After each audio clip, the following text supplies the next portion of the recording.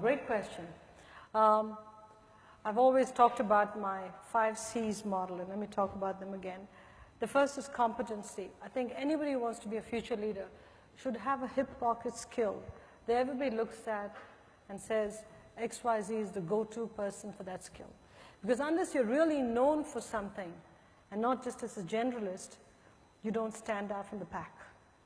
But in order to be competent at something, you've got to be a lifelong student, because you've got to constantly refine your knowledge of that subject so that you remain ahead and abreast of everything that goes on in that field first. The second, I'd say, is courage and confidence. It's a pair. You can be very, very competent, but if you're not willing to speak out, if you're not willing to have the confidence based on your knowledge, what's the point, right? You just roll over. So courage and confidence are very important. The third is communication skills. You cannot overinvest in communication skills, written and oral communications, because as a leader, you constantly have to mobilize the troops.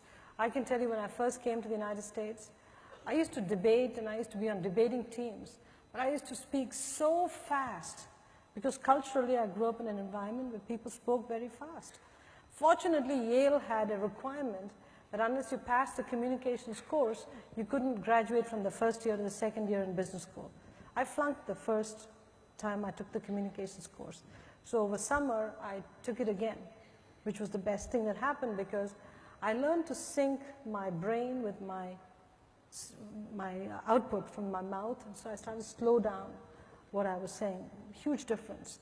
So I'd encourage all of you, invest in communication skills, critically important. The fourth skill I'd say is consistency.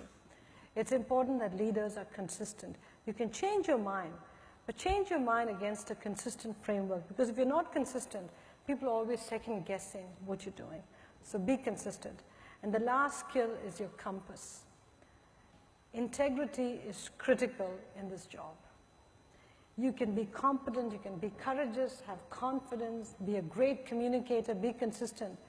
But if you don't have integrity, if that compass doesn't point true north, everything comes crashing down, as we've seen in recent times. So again, it's the 5C model, and that's what I've operated against for all my life.